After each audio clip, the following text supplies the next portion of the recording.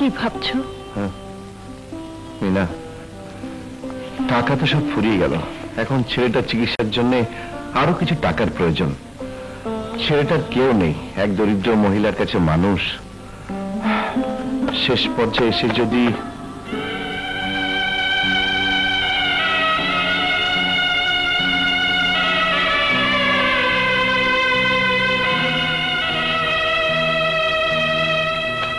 নাও,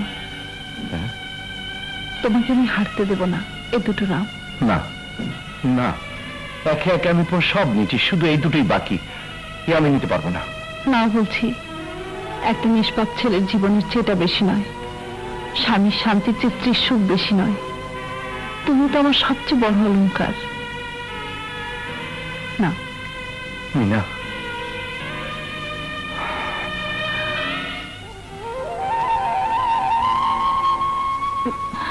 এই যাত্রায় আল্লাহ ওকে রক্ষা করেছেন, ভবিষ্যতে ওকে আর কখনো একা ছেড়ে দিও না সালমা।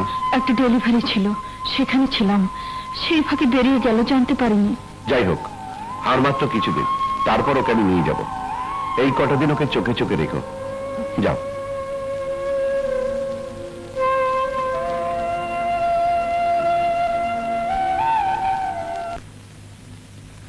ছেলেটা কেমন আছে? ভালো, ভালো হয়ে গেছে। যার কাছে থাকতো তার কাছে পৌঁছে দিয়ে এসছে। সত্যি, তোমার মতো লোকের যুগে আর দেখিনি। একটা রাস্তার ছেলের জন্য যা করলে তার তুলনা হয় না। শহীদ বলছিল ছেলেটার বয়স নাকি 6-7 বছর হবে। হ্যাঁ, আমাদের ছেলেটা বেঁচে থাকলে ওরকমই বয়স হতো। হ্যাঁ, একটা সন্তানের জন্য তোমার বুকে কি যন্ত্রণা লুকিয়ে আছে, তা কেউ জানুক আর না জানুক, আমি তো জানি। তোমার মাঝে কি কম?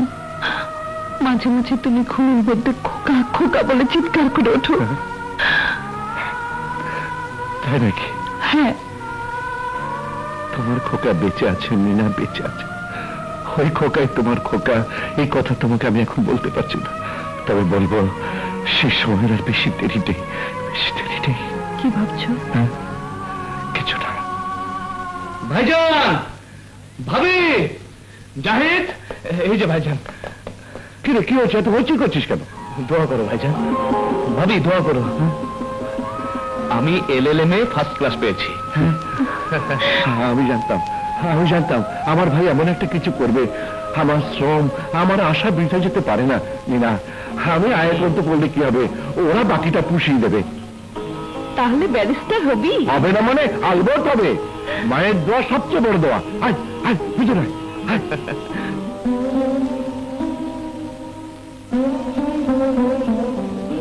মা, তোমার কথা আমি রেখেছি।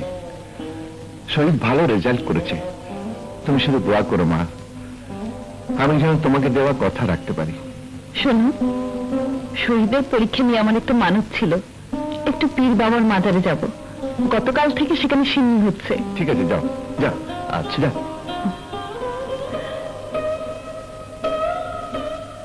এবারে খোকাকে আনার সময় প্রায় হয়ে এসেছে। আল্লাহ, তুমি আমার কঠিন বিপদটা দূর করে দাও। তুমি আমাকে তার কাছে পৌঁছে দাও। আমি তো কোনো দোষ করিনি। খালাম্মা আমাকে ঠিক মতো খেতে দেয় না, আমি আর সেখানে ফিরে যাব না।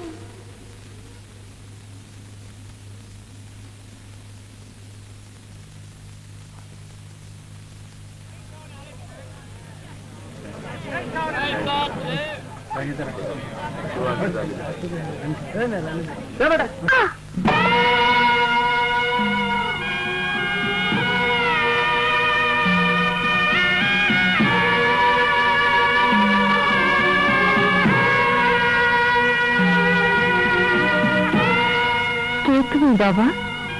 আমি খোকা। কার সাথে এসেছো? একাই এসেছি, আমার কেউ নেই। কেউ নেই? কেন, তোমার মা বাবা? আমার কেউ নেই। খালাম্মা আমাকে ঠিক মতো খেতে দেয় না, আদরও করে না। আমি তোমাকে খেতে দেব, মায়ের মতো আদর করব, আমার সাথে যাবে? যাবো। মা বলে ডাকবি? বল বল বল খোকা, মা, খোকা। এত মত পতন হয়েছে তোর, আমার সামনে তুই মদ খেয়ে মাতলামি করছিস, এত বড় সাহস তোর, মাতার হয়ে আমার সামনে এসছিস। আজ আজ আমি তোকে শেষ করে ফেলবো, তোকে আজ আমি শেষ করে ফেলবো। রং ওর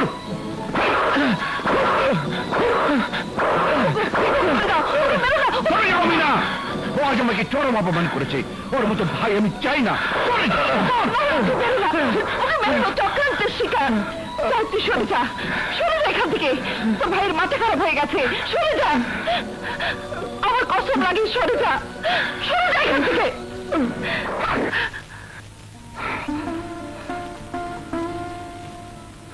মিনা, এসব কি হয়ে গেল মিনা? এই জন্যই কি আমি সন্তানের মতো আদর স্নেহ দিয়ে ওদের মানুষ করেছিলাম? এই জন্যই কি সারা জীবন ওদের জন্য নিজের সুখ শান্তি বিসর্জন দিয়েছি? বলো মিনা, এই কি তার প্রতিদান? এই কি আমার পুরস্কার? এই কি আমার পুরস্কার? তুমি এভাবে ভেঙে পড়ো না, শান্ত হও, সব ঠিক হয়ে যাবে।